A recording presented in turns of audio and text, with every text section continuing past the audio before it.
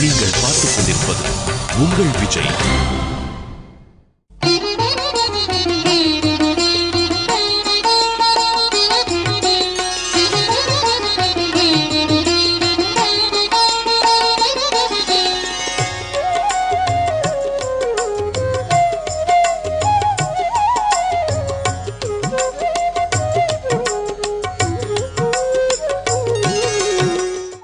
रंके समां पाहि रंके समां पाहि रंके समां पाहि रंगप्रभो लक्ष्मीनाथसमारम्भां नाथयामुनमध्यमाम् अस्मत्ताचार्यपर्यन्तां वन्दे गुरुपरम्परां. नमः श्रीरङ्गनाथाय कावेरी मध्यशायिने अर्चावतारश्रेष्ठाय सर्वमङ्गलदायिने. கத்திர பந்துமன்றே பராங்கதி கண்டு கொண்டான் அப்படின்னு விஷ்ணு தர்மத்தில் வரா மாதிரியே ஸ்ரீமத் பாகவதத்திலையும் பகவன் நாம கீர்த்தனத்தினுடைய பெருமை தான் சொல்லப்படுறது. விஷ்ணு தர்மத்தில் எப்படி க்ஷத்ரபந்துவனுடைய கதை இருக்கோ அது மாதிரி ஸ்ரீமத் பாகவதத்திலையும் அஜாமிலனுடைய சரித்திரம் சொல்லப்படுறது. பாகவதமே நாமத்தினுடைய பெருமையை சொல்ல வந்த ஒரு புராணம் அப்படிங்கிறத சொன்னோம்.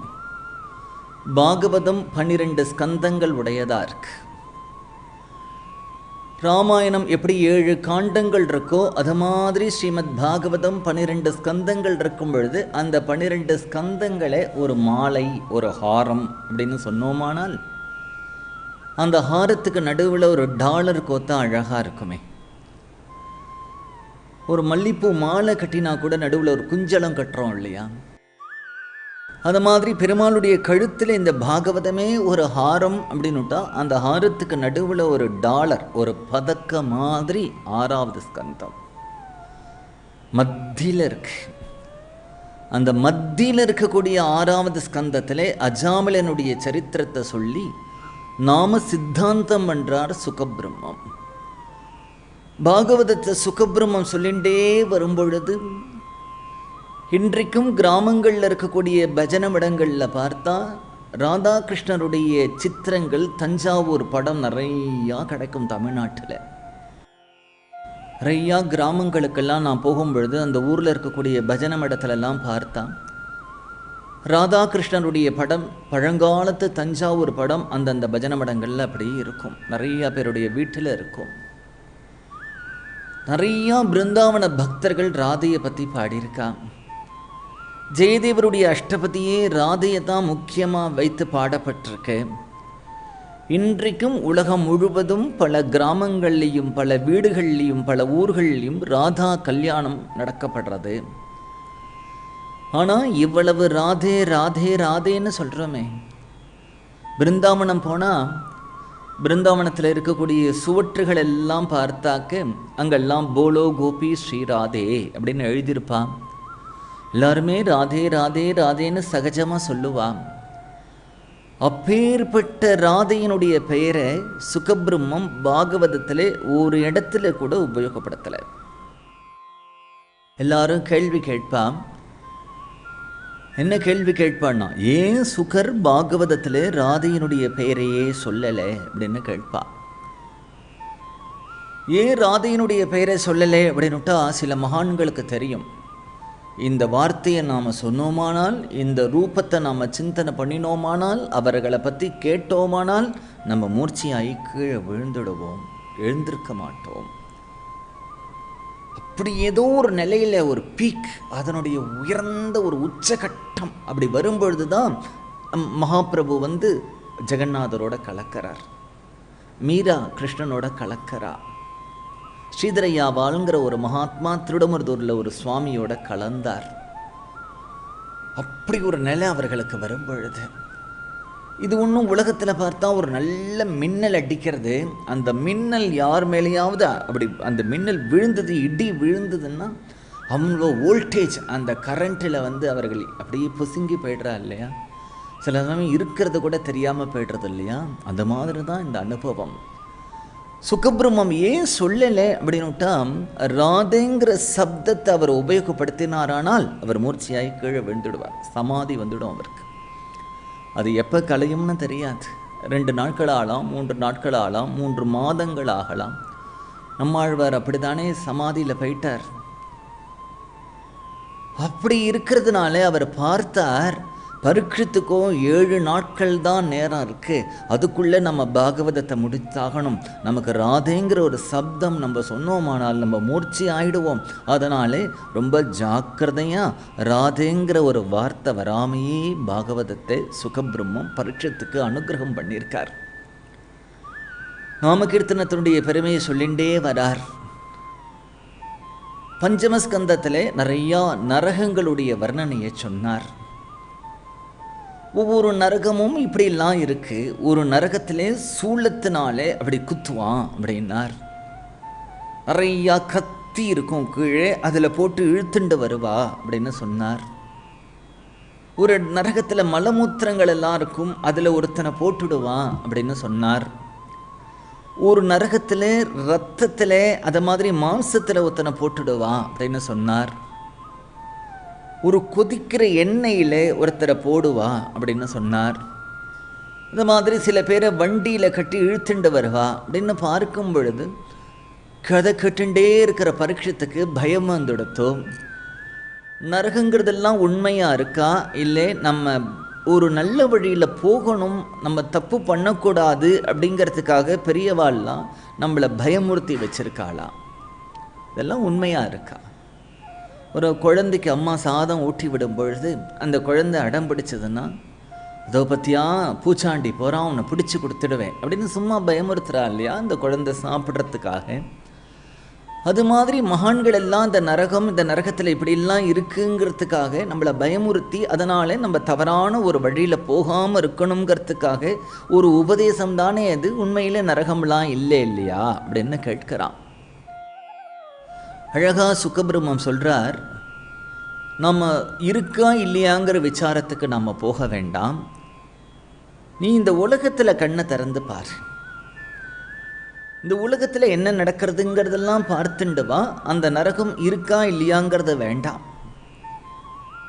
யாரோ ஒருத்தர் அப்படியே போயிட்டு வரும்போது 2 பேருக்கு சண்டை வர்றது, ஒருத்தன் கத்தினால அப்படி குத்திடுறான் வயத்தை, அப்படி குடல்லாம் வெளியில் வந்து விடுறது.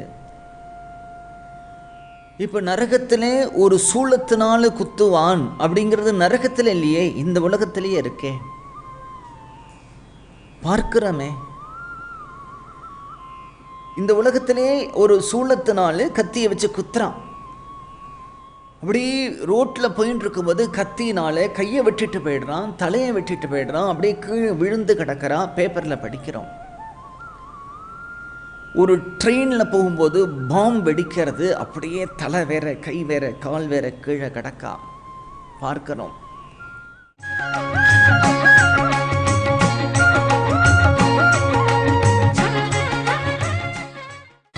நீங்கள் பார்த்துக் கொண்டிருப்பது உங்கள் விஜய். ஒரு எண்ணெயை கொதிக்க கொதிக்க கொதிக்க ஏதாவது சமைச்சுன்னு இருக்கும் பொழுது டக்குன்னு அந்த எண்ணெய் மேலே கொட்டிடுறது. தார் வேலை செய்கிறவாளுக்கு கொதிக்கிற தார் விழுந்துடுறது. அது மாதிரி பெரிய ஃபவுண்ட்ரியில் கட்டடங்கள்லாம் மண்ணுக்கு அடியில் நோண்டி எடுக்கும் பொழுது மண் சரிஞ்சு அப்படியே உள்ளே போயிடுறா. அப்படியே சொல்லிக்கொண்டே போகலாம். நீங்களே பேப்பரில் படிப்பேல் இதெல்லாம் பார்க்கிறேன். ஒரு இடத்துல எப்படி பைப்புக்காக பள்ளம் தோண்டிட்டு போர் போடுறதுக்காக சரியாக மூடலைன்னா ஒரு குழந்தை போய் அந்த பைப்பில் விழுந்துடுறான். அந்த மாதிரி நிறைய ஆழ்கிணறு வெட்டுறதுக்காக இருந்த ஒரு குழாயில் ஒரு குழந்தை விழுந்துடுத்து பேப்பரில் படிக்கிறோம். இந்த உலகத்திலேயே இப்படி கண்ணை திறந்து உலகத்தில் யார் யாரெல்லாம் எப்படி இப்படி நடக்கிறது, குண்டு வெடிக்கிறத பார்க்கிறோம். அது மாதிரி கத்தியால் குத்துறத பார்க்கிறோம். அது மாதிரி எண்ணெய் குப்பரை மேலே விழுறத பார்க்கிறோம். இல்லை நாம் இப்படியே அடுப்பில் ஏதாவது ஒரு பக்ஷணம் பண்ணிட்டு இருக்கும்பொழுது மேலிருந்து ஒரு பள்ளி அதில் விழுந்து விடுறது, அதையும் பார்க்கிறோம். இந்த பாகவதம் போன்ற புராணங்கள் எல்லாம் நரகத்தில் என்னென்ன விதமான தண்டனைகள், அந்த நரகம் எப்படி இருக்குங்கிற வர்ணனை இருக்கோ அநேகமாக எல்லாமே இந்த உலகத்திலையும் இருக்கு. இந்த உலகத்தில் இதெல்லாம் இருக்கும் பொழுது வேறொரு உலகத்தில் இல்லைன்னு ஏன் சொல்லுவானே, இருக்கலாமே. இந்த ஊரில் ஒன்று இருக்குது அப்படின்னுட்டா இதே மாதிரி அந்த ஊரில் ஒன்று இருக்கலாம். இந்த ஊரில் ஒரு ரயில்வே ஸ்டேஷன் இருக்குது இல்லையா, இப்படி தான் அமெரிக்காலையும் ஒரு ரயில்வே ஸ்டேஷன் இருக்குது. இந்த ஊரில் ஒரு பஸ் ஸ்டாண்ட் இருக்கு இல்லையா, அது மாதிரி தான் பஸ் ஸ்டாண்ட் இருக்குன்னு சொல்கிற மாதிரி இந்த ஊரில் இருக்கிறது இன்னொரு ஊரில் இருக்கலாமே, சொல்ல முடியாது, இல்லைன்னு சொல்ல முடியாது. அதனால பரீட்சத்துக்கு அப்படியே சுகபிரம்மம் பதில் சொல்றார். இல்லைன்னு சொல்ல முடியாது.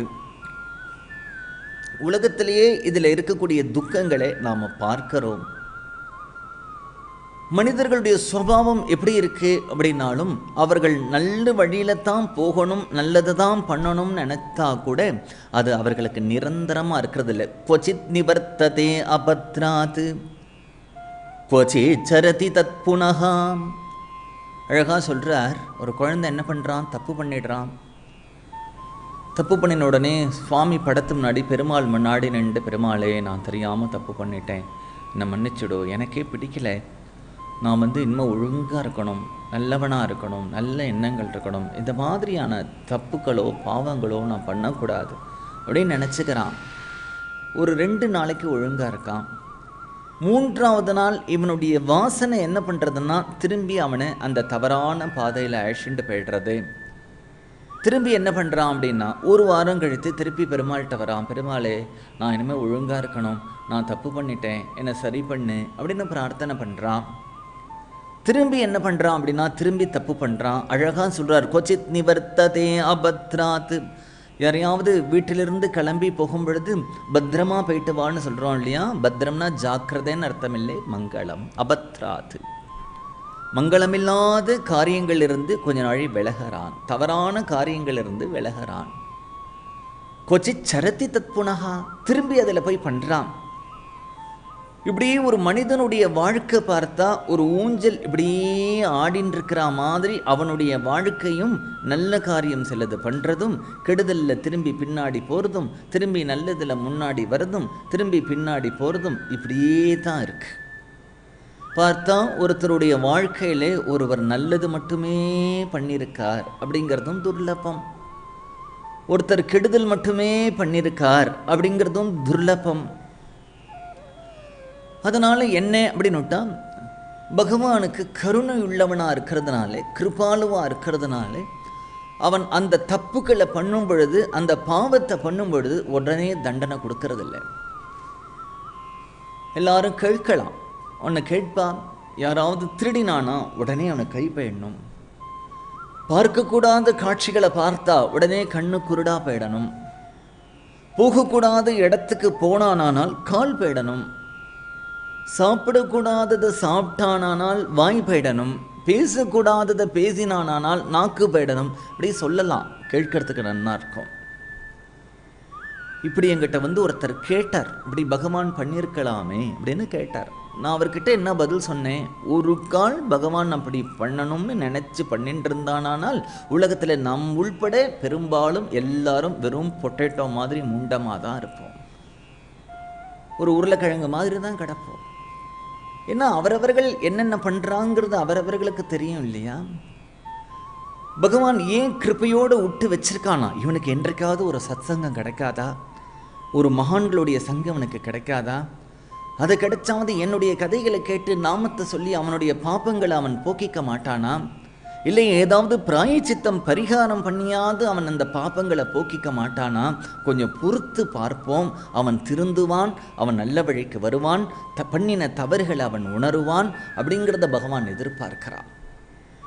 பிராயச்சித்தம் அப்படிங்கிறத இல்லை, பெரிய பிராயச்சித்தம் என்ன அப்படின்னா நம்முடைய தப்பை நாமே உணர்ந்து பகவான்கிட்ட நான் ஏன் இப்படிலாம் இருக்கேன், ஏன் புத்தி எனக்கு இப்படி போகிறது, அதனால என்னென்ன எனக்கு பணம் கொடு, காசு கொடு, பதவி கொடு, அதை கொடு, இதை கொடுங்கிற பிரார்த்தனை காட்டிலும் என்னை நல்ல வழியில் கூப்பிட்டுட்டு போ, எனக்கு நல்லவர்களோட சேர்த்து வை, நான் ஒரு காலம் தவறான வழியில் போகக்கூடாது, நல்ல வழியில் போகணும், நீ எப்படி நான் இருக்கணும்னு ஆசைப்படுறியோ அப்படி இருன்னு என்னை சொல்லாதே, எதிர்பார்க்காதே, அப்படி நீயே கையை பிடிச்சி கூப்பிட்டுண்டு போயிடு அப்படிங்கிற பிரார்த்தனை தானே உத்தமமான பிரார்த்தனையா? நாம் பண்ணின தப்பை தவற உணர்ந்து நம்ம 2 சொட்டு கண்ணீர் விட்டுட்டோமானால் அதை காட்டிலும் பிராயச்சித்தம் பெருசு கிடையாது. ஆனால் அந்த தவறுகளை பண்ணிட்டு யாரு தான் பண்ண மாட்டா உலகத்தில்? யாரு தான் பண்ணலை? யாரும் என் நிலையில் இருந்தால் அப்படி தான் பண்ணுவா அப்படின்னு நீ பேசினியானால் அப்புறம் அதுக்கு முடிவு கிடையாது. அதுக்கு ஏதாவது முடிவு உண்டா? அதனால பிராயச்சித்தம் பண்ணிக்கணும் அப்படின்னு பகவான் எதிர்பார்க்கிறான். பிராயச்சித்தங்கிறதுக்கு என்ன அப்படின்னுட்டா உணர்ந்து அழறது, அதை உணர்ந்து வருத்தப்படுறது தான் பெரிய பிராயச்சித்தம்.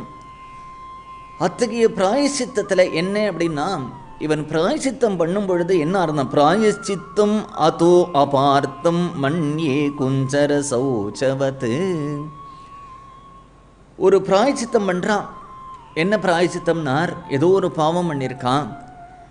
அந்த பாவம் பண்ணினதுக்கு இவன் போய் கேட்கிறான், இதுக்கு என்ன பிராயச்சித்தம்னா, யாராவது ஏழையாக இருக்கார் இல்லையா, பசியோடு இருக்கார் இல்லையா, அவருக்கு ஒரு வேளை அன்னம் போட்டுட்டியானால் உனக்கு இந்த பாவம் போயிடும்.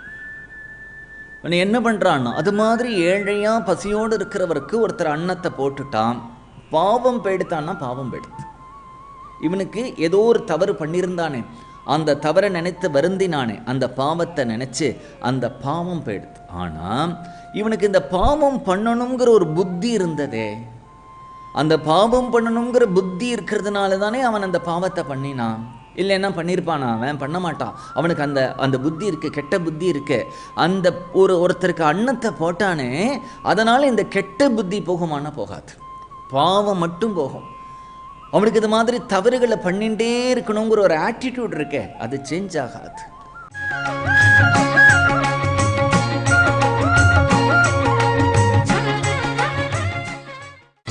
நீங்கள் பார்த்துக் கொண்டிருப்பது உங்கள் விஜய். அதனால தான் இங்கே சொல்கிறார் மண்யே குஞ்சர சௌச்சவத்து அப்படிங்கிறார்.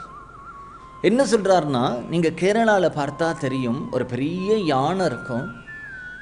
அந்த யானையை கூப்பிட்டு வந்து ஒரு பெரிய குளத்தில் இறக்கி, அந்த யானையினுடைய பாகன் அவர் என்ன பண்ணுவார் அப்படின்னாக்க, அந்த யானை எவ்வளவு பெரிய சைஸ், அதுக்கு உடம்பு, ஒரு மனிதன் அவருடைய உடம்பு தேய்ச்சி குளிக்கிறதே பெரிய பாடாக இருக்குது.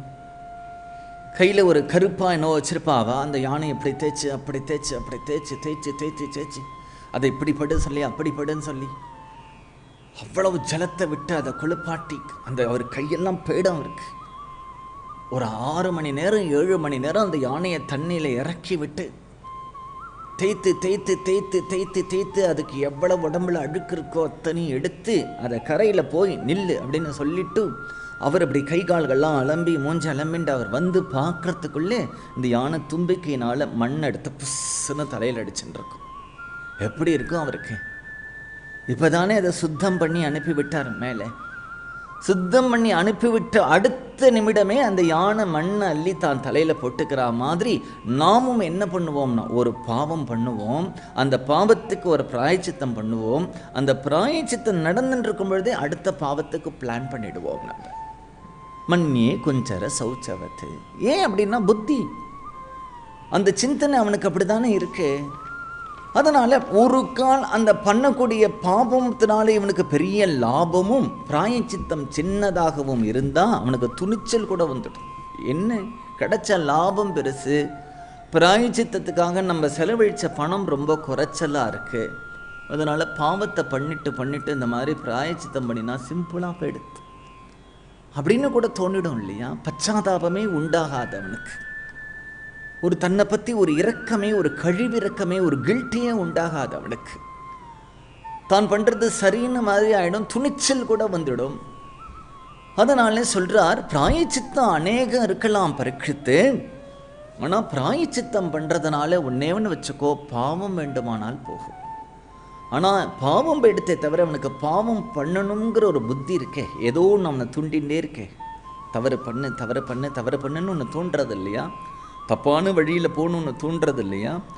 அந்த எண்ணங்கள் அவனை விட்டுட்டு மாறாது. அதனாலே அந்த எண்ணத்திலிருந்து அவன் வெளியில் வரணும் அப்படின்னுட்டா என்ன பண்ணணும்? இப்போ எது நல்ல பிராயச்சித்தமாக இருக்கணும்னார், நீ பண்ணின பாவத்துக்கு ஏதாவது பரிகாரம் பண்ணுறியோ இல்லையோ, பாவம் இனிமே பண்ணாமல் இருக்கிறது தான் பெரிய பிராயச்சித்தம். அழகாக சொல்லுவான், தப்பு பண்ணுறதுல தப்பு இல்லை, பண்ணின தப்பையே திருப்பி திருப்பி பண்ணாத, புது தப்பாக பண்ணுன்னு சொல்கிறா இல்லையா? அது மாதிரி பிராயச்சித்தம் அப்படின்னா என்ன அப்படின்னார், பாப்பம் போகிறது முக்கியம் இல்லை, பாப்பம் பண்ணணுங்கிற எண்ணம் போகணும்.